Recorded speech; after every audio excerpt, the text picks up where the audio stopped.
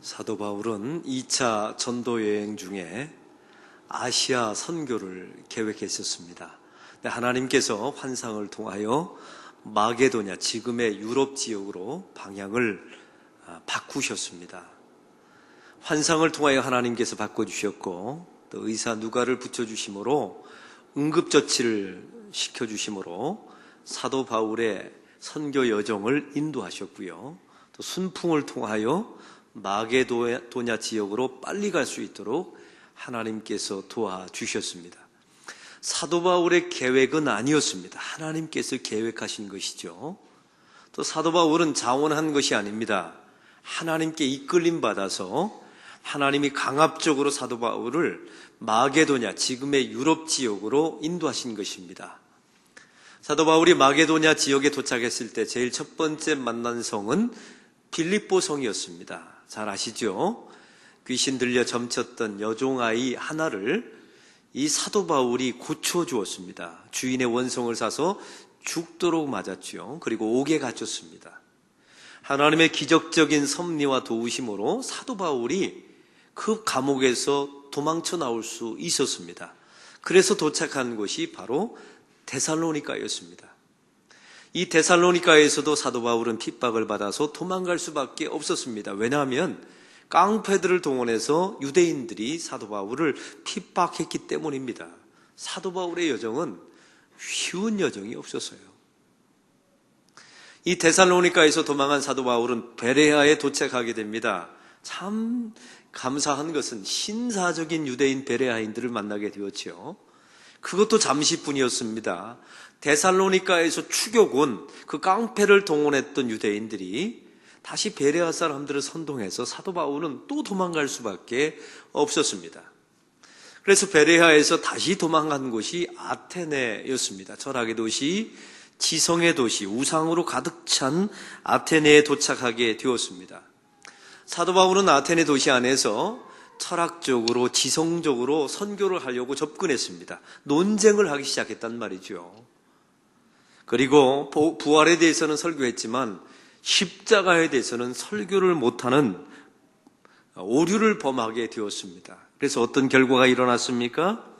아테네 사람들에 의해서 너는 말쟁이다 라는 말을 듣습니다. 논란을 일으켰다는 말이죠. 그리고 조롱을 당했습니다.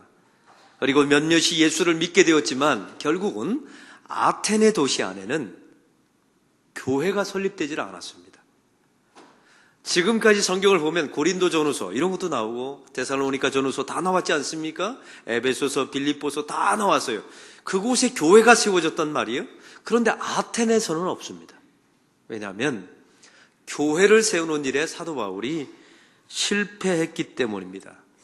사도 바울의 계획은 아니었습니다. 하나님의 계획대로 인도해서 온 것입니다. 바울이 오고 싶어서 온 것이 아닙니다. 하나님이 보내셨지요. 그러면 이 사도 바울의 여정은 순탄해야 되는 것 아닙니까? 그런데 보십시오. 핍박을 당하고 다 도망 다닐 수밖에 없는 환경이었습니다. 하나님께서 인도하시고 보내셨으면 열매를 많이 맺어야 되는 것 아닙니까? 아테네에서는 교회를 못 세웠다니까요.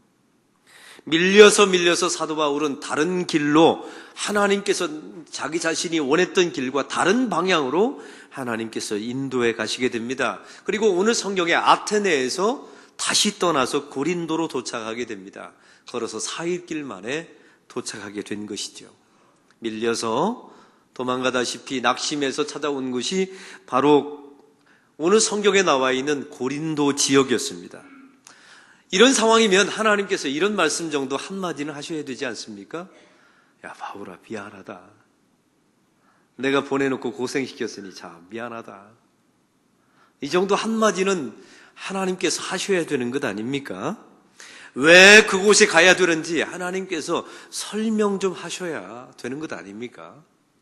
근데 하나님께서는 성경 어디를 봐도 이런 말 한마디가 없습니다. 미안하다. 어떤 의미로 가는 것이다. 왜 가야 되는지, 가서 무엇을 해야 되는지, 누구를 만나야 되는지 한마디가 없어요. 우리 하나님은 침묵하십니다. 고린도에 도착한 사도 바울의 심정은 이렇습니다. 고린도전서 2장 3절은 이렇게 말합니다. 내가 너희 가운데 거할 때 약하고 두려워하고 힘이 떨어노라. 약하고 두려워하고 힘이 떨어노라. 이게 고린도 지역에 왔을 때 사도 바울의 심정과 상태였습니다.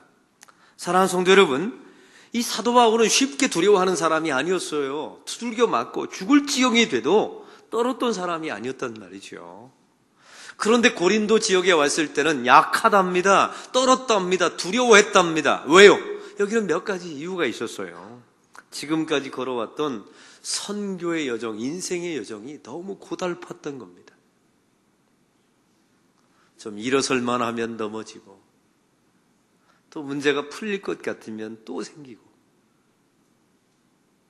또 안전이 온 것 같으면 또 도망갈 수밖에 없고, 이런 역경들이, 고난들이 계속 찾아오게 되어서 이것이 누적된 겁니다. 그래서 두렵고 약하고 힘이 떨었다고 사도 바울은 고린도에서 말씀하고 있습니다.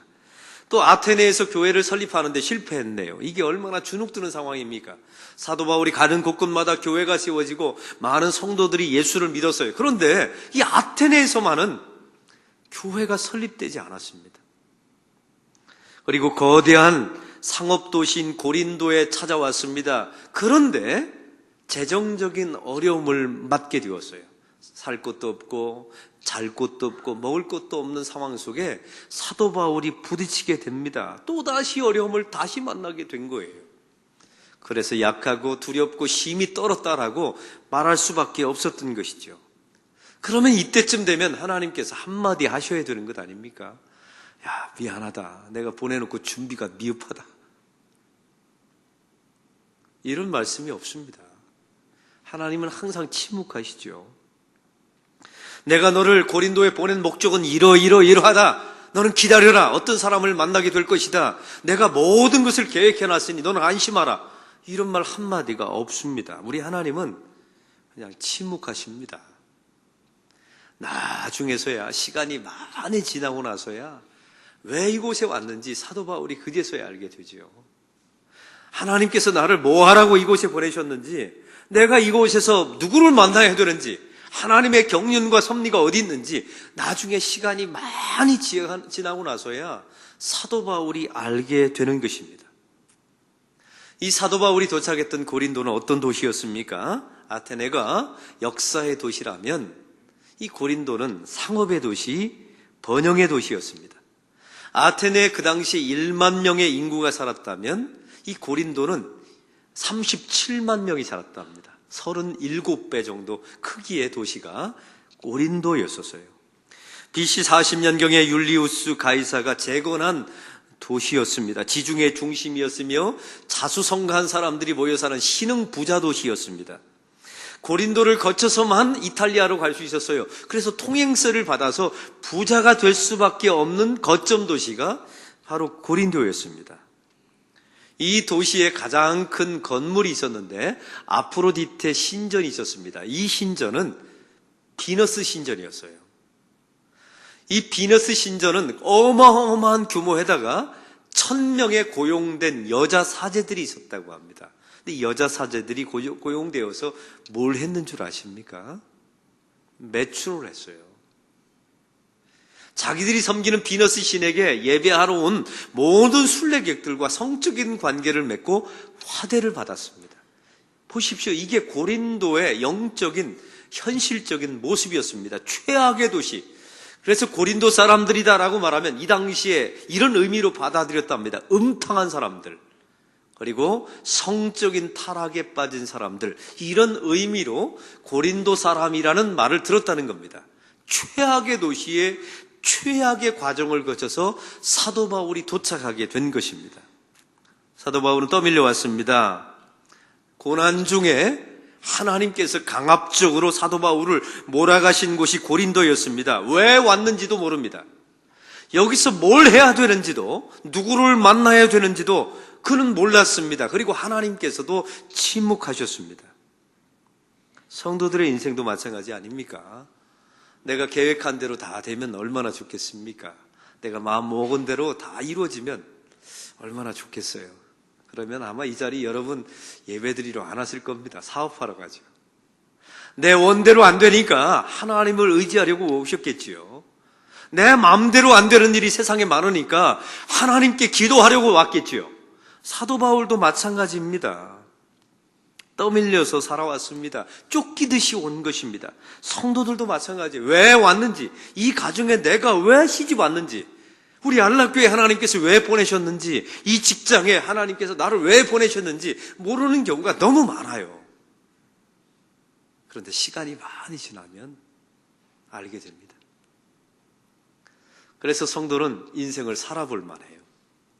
그때는 몰라요. 그때는 길이 막힙니다. 모든 과정이 순탄하지 않습니다. 최악의 도시에 왔습니다. 그때는 몰라요. 의미도 모르고 뭘 해야 될지도 몰라요. 근데 시간이 많이 지나면 그 고난 속에 하나님의 경륜을 발견하게 될 줄로 믿습니다. 여러분, 이걸 믿으시나요?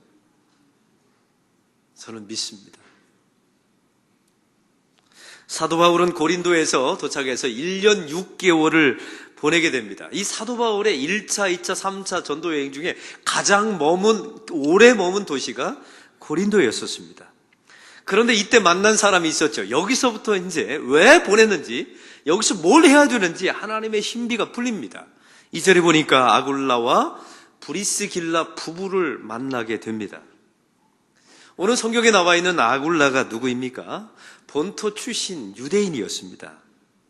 이 사람은 유대인인데 개종해서 기독교인이 되었지요. 이 오늘 성경에 나와 있는 아굴라의 부모님은 디아스포라 유대인이었습니다. BC 587년에 남유다가 바벨론에 의해서 멸망하지 않습니까? 그때 신앙의 자유를 찾기 위하여 흩어진 하나님의 백성 가운데 이 500년 전에 아굴라의 선조들이 있었던 겁니다. 그래서 전 세계에 흩어지게 된 거예요. 흩어져서 살다가 그 조상들, 아굴라의 부모님들이 본도로 이사가게 됩니다. 그런데 신기한 것은 이 본도에 있는 그의 부모님들, 또한 아굴라가 베드로의 설교를 듣고 예수를 믿게 돼요. 사도행전 2장에 보면 오순절 성령 강림 사건이 나오죠. 근데 성경에 보니까 본도 사람들이 믿었더라라는 내용이 나와 있어요. 그 본도 사람 가운데 누가 있었냐면 아굴라가 들어있었던 것입니다. 흩어진 유대인들을 보십시오. 자기들의 선조인들 다 나라가 망해서 흩어질 수밖에 없었습니다. 도망 다녔습니다. 본도에 갔습니다. 그리고 본도에서도 있다가 나중에 아굴라는 로마로 이주하게 된 거예요. 로마에 가면 저 먹고 살 것이 해결될 것이라고 생각했었나 보죠. 로마에 정착했을 때 또 한 가지 문제가 있었습니다. 예수를 믿고 로마에 왔는데 편하고 돈을 많이 벌 줄 알았어요. 그런데 이 로마라고 하는 도시는, 아굴라가 머물렀던 로마라고 하는 도시는 황제 숭배를 종용했던 도시였습니다. 이걸 이렇게 심각하게 받아들이시면 됩니다. 황제가 나의 하나님입니다라고 고백하지 않으면 어떤 물건도 사거나 팔 수가 없어요. 상상이 되십니까? 경제활동을 아예 할 수가 없는 겁니다. 황제를 숭배하지 않으면, 우상에게 바쳐진 고기를 먹지 않으면 아예 고기를 먹을 수 없는 도시. 문화, 경제, 정치 모든 부분에 황제 숭배가 다 배어있는 도시 안에 이 아굴라가 이주를 하게 된 거예요. 그 아굴라는 그 도시 안에서 천막장사를 하게 됩니다. 그런데 AD 50년경에 로마에서는 커다란 쿠데타가 일어났어요. 유대 사람들이 폭동이 일어났습니다. 이 아굴라 부부는 참여한 적이 없어요. 그냥 열심히 천막장사하면서 돈 벌었겠지요.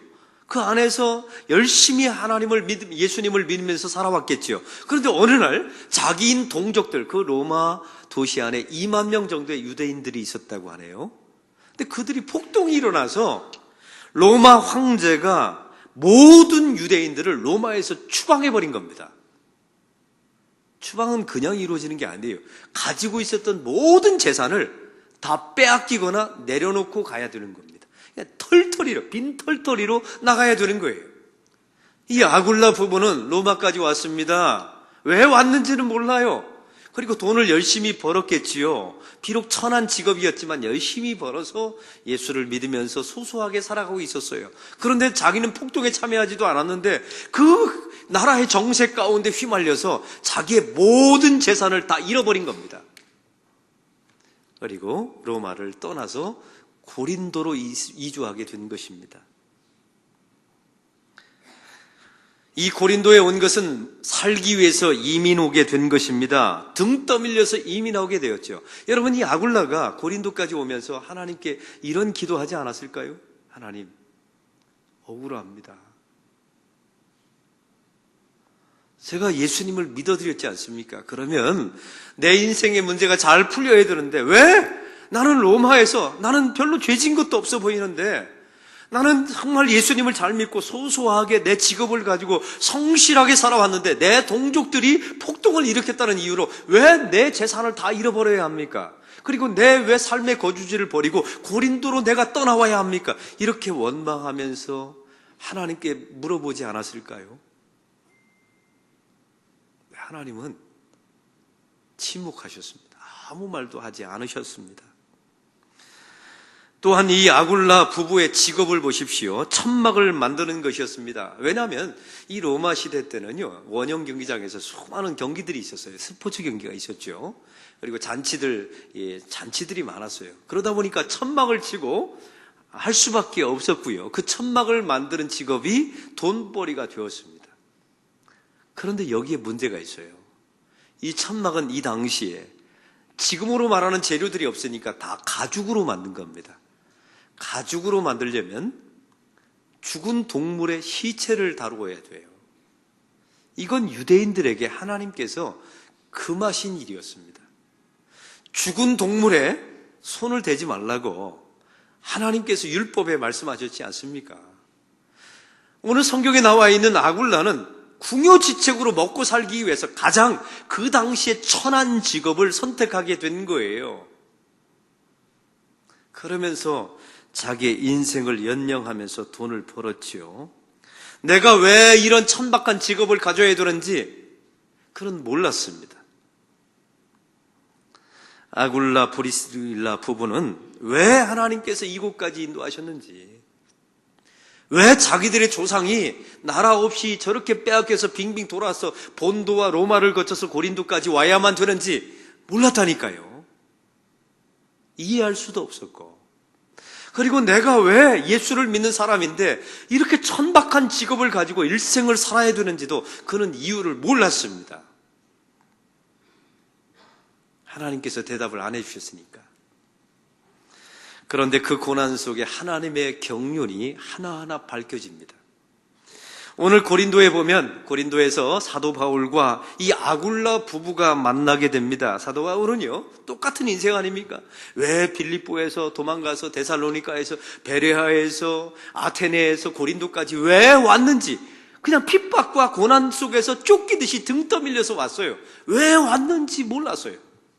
무엇을 해야 되는지도 몰랐습니다. 하나님의 계획과 섭리가 어디에 있는지도 몰랐어요. 아굴라도 마찬가지입니다. 자기들의 선조들이 왜 나라를 잃고 전 세계에 흩어져야 되는지, 본도를 거쳐서 로마에서 왜 거주했는지, 거기서 왜 자기의 모든 재산을 빼앗기고 고린도로 빈털터리로 올 수밖에 없었는지 몰랐습니다.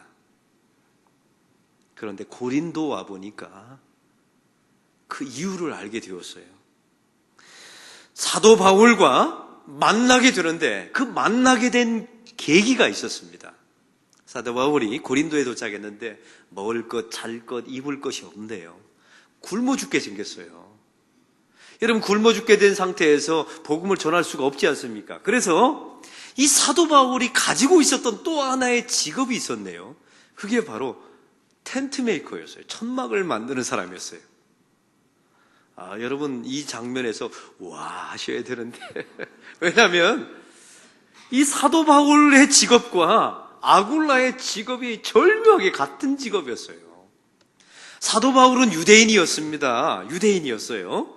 그의 가문조차도 로마 시민권을 가지고 있었지만 유대인이었단 말이죠. 그런데 이 아버지가 바울에게 천막을 만드는 기술을 가르쳐 놓은 겁니다. 그 당시에 유대인들에게는 가장 더럽고 가장 천하다고 말했던 무두장이 이 가죽을 만드는 직업을 사도 바울에게 가르쳐놓은 거예요. 바울은 몰랐겠지요. 이걸 도대체 내가 왜 배워야 되는지, 이 직업을 왜 가져야 되는지 몰랐을 겁니다. 그리고 고린도까지 왔는데 이제 먹고 살 일이 없는 거예요. 복음을 전할 수도 없고 배고프니까. 직업을 찾다가 자기가 할 수 있는 일이 딱 한 가지 있었어요. 이게 천막을 만드는 일이었습니다. 근데 마침 그 고린도 도시에 가보니까 천막을 만드는 사람이 있네요. 나를 써달라고 했더니 그 사람이 누구예요? 유대인이었던 기독교로 개종한 브리스길라 아굴라 부부를 만나게 된 것입니다. 할렐루야. 그래서 3절은 말합니다. 생업이 같음으로 만나게 된 계기가 그래요. 생업이 같음으로. 한번 따라해 봅시다. 생업이 같음으로. 궁여지책으로 세상에서 어떻게 이렇게 천한 직업을 가져야 되나 몰랐어요. 그런데 사도 바울을 만나게 하기 위한 절묘한 하나님의 섭리였던 것입니다. 고린도후서 11장 9절을 말하죠. 사도 바울은 고린도에서 너무너무 빈곤했다 성경에 나와 있습니다. 그래서 일거리를 찾아서 만난 사람이 아굴라 부부였습니다. 지금까지는 왜 여기까지 온 줄 몰랐어요. 그런데 이 사도 바울과 아굴라 부부를 딱 만나게 하기 위해서 하나님께서 그 역사를 움직이시고 수많은 과정을 움직여서 여기까지 인도해 주신 겁니다. 바로 이 부분을 노래로 만든 게 있지요. 우리 만남은 우연이 아니야.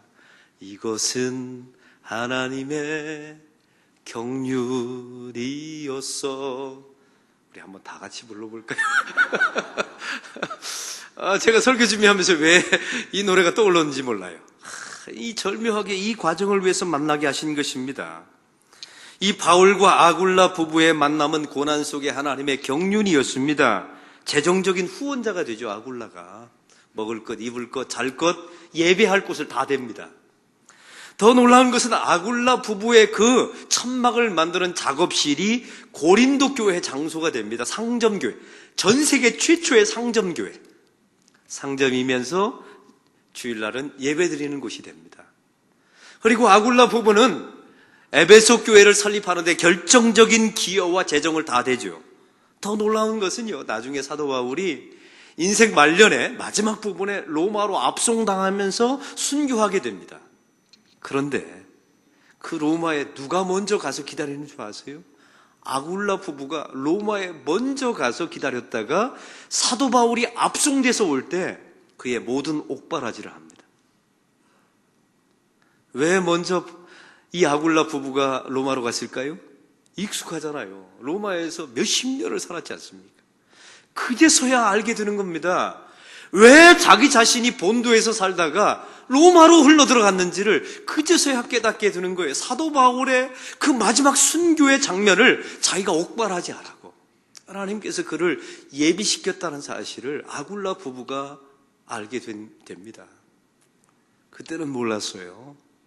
근데 시간이 많이 지나고 나니까 하나님께서 왜 그곳에 살게 하셨는지를 알게 된 것입니다.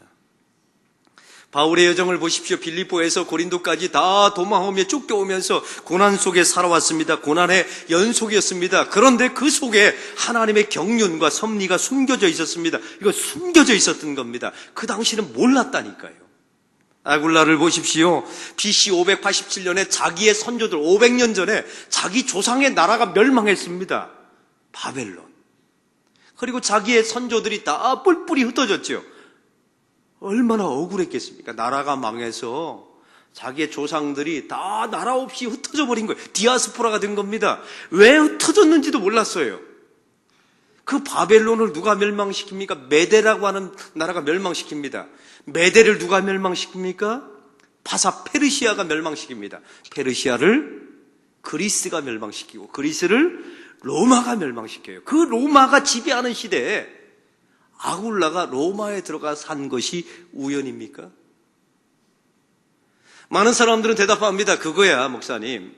바벨론이 약하니까 메대한테 먹힌 거죠. 메대는 파사한테, 파사는 그리스한테, 그리스는 로마한테 힘이 약하니까 먹힌 거 아닙니까? 아니요. 여러분, 역사를 그렇게 보시면 안 됩니다.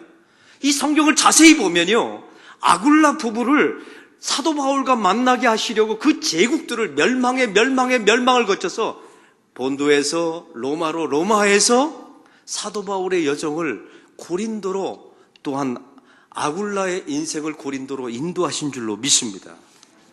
그때는 몰라서요. 그 제국이 왜 망하는지, 내 선조들이 왜 떠돌아야 되는지, 내가 왜 그 가장 비천한 직업을 가져야 되는지, 내가 왜 고난 속에서 이렇게 도망 다녀야 되는지, 내가 왜 로마에서 그 수많은 재산을 다 모든 걸 내려놓고 왜 나와야 되는지를 몰랐습니다. 근데 고린도에 와 보니까 알게 됩니다. 사랑하는 성도 여러분, 제가 이렇게 설교하면 여러분 마음속에 혹시 이런 분들이 계실 것 같아요. 목사님, 그거 너무 끼워 맞추는 것 아닙니까? 어떻게 바벨론이 멸망하고 메데가, 파사가, 그리스가, 로마가 차례로 그 제국을 점령한 것을 어떻게 아굴라와 연결시킵니까?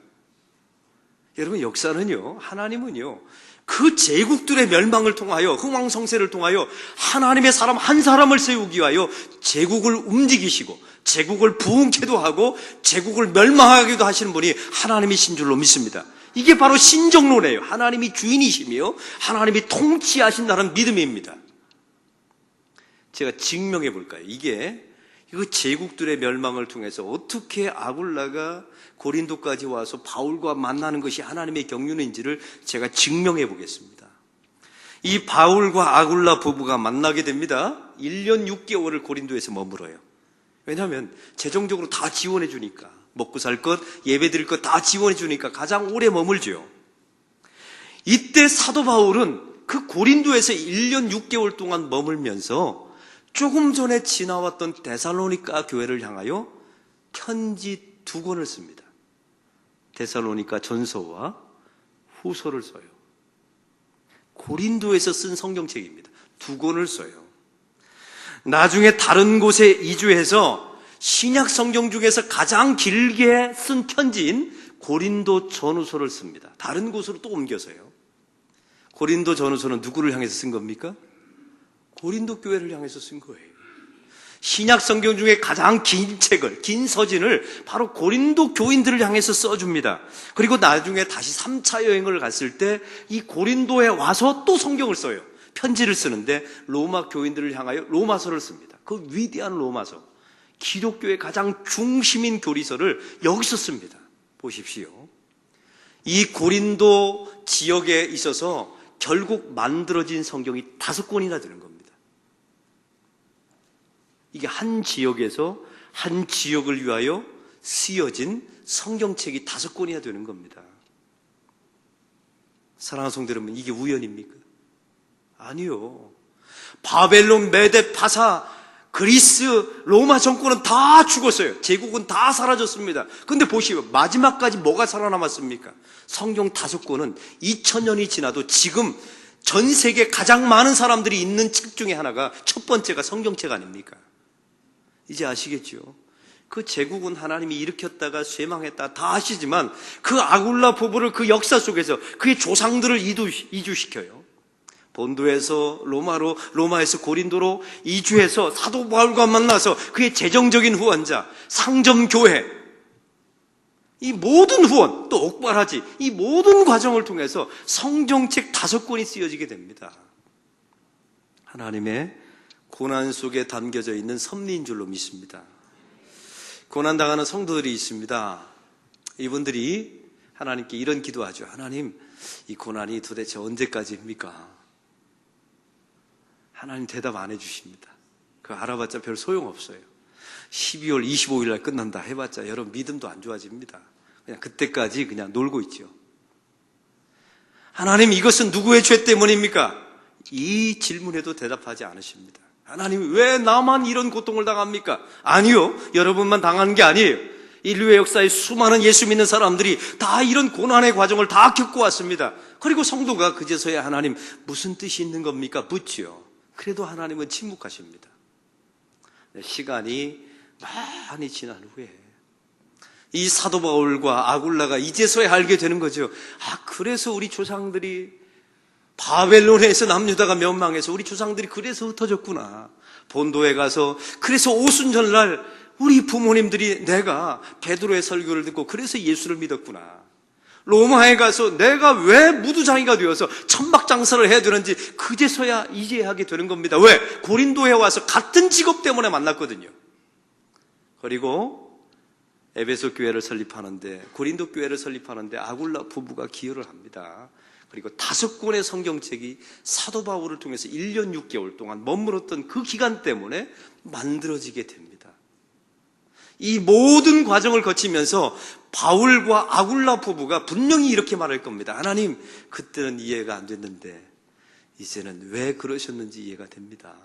하나님, 그때는 죽도록 힘들었지만 하나님 참 잘하셨습니다. 죽도록 맞으면서 쫓겨다녔던 빌립보 성이 있었습니다. 깡패들에 의해서 쫓겨날 수밖에 없었던 데살로니가 있었습니다. 베라에서 추격해 와서 다시 도망갈 수밖에 없었습니다. 아테네에서 복음을 전했지만 교회를 세우는 데는 실패했습니다. 그래서 밀려서 고린도까지 왔대요. 근데 여기서 아굴라를 만나서, 아굴라의 부모도 마찬가지입니다. 남유다가 바벨론에서 멸망해서 그의 가족들 조상들은 흩어졌네요. 왜 흩어졌는지, 이 고난은 언제까지인지, 그 고난은 500년 동안 지속된 겁니다. 500년. 사랑하는 성도 여러분, 500년 기다리실 자신 있으세요? 500년이 지난 후에 아굴라 부부가 알게 된 겁니다. 왜 내 자손들이 나라가 빼앗겨서 왜 흩어졌는지, 본도를 지나서 로마를 거쳐서 고린도까지 자기 자신이 어떻게 오게 됐는지를 그제서야 알게 됩니다. 하나님 참 잘하셨습니다. 이러려고 그러셨군요. 이렇게 고백하는 날이 아굴라와 사도 바울에게 찾아왔답니다. 이게 바로 고난 속에 주시는 하나님의 경륜입니다. 제가 여러분에게 선포합니다. 이 과정이 여러분에게 고스란히 또다시 전개될 겁니다. 그때 너무 하나님께 묻지 마세요. 대답하지 않으십니다. 그 고난 속에서 하나님의 경륜을 믿고 버티세요. 그리고 믿음을 가지세요. 그리고 시간이 많이 지나면 뚜렷하게 알 것임을 믿으십시오. 그리고 저와 여러분을 통해서 하나님은 언제나 오르십니다. 하나님 참 그때는 죽도록 힘들었지만 잘하셨습니다. 이 고백이 반드시 나오게 될 줄로 믿습니다. 이런 경륜 속에 사순절 5번째 주간을 보내시기를 주의 이름으로 축원합니다. 하나님 아버지, 오늘 말씀을 통하여 이 고난 속에 있는 거대한 하나님의 경륜을 봅니다. 500년 전에 시작되었던 이 남유다가 바벨론에 의해서 멸망하는 그 순간부터 아굴라 부부를 고린도로 인도하셔서 사도 바울과 만나게 하시겠다는 하나님의 경륜이 있었습니다. 하나님, 그때는 이해하지 못했고 원망도스럽고 고통스러웠습니다. 그러나 시간이 다 지나고 보니 알게 되었습니다. 하나님, 저희도 하나님께서 이렇게 인도하실 줄로 믿습니다. 이런 믿음 가지고 오늘에 찾아오는 수많은 고난과 도피와 순환 핍박을 잘 견뎌내는 믿음의 사람들 되게 하여 주시옵소서. 예수 그리스도의 이름으로 기도하옵나이다. 아멘.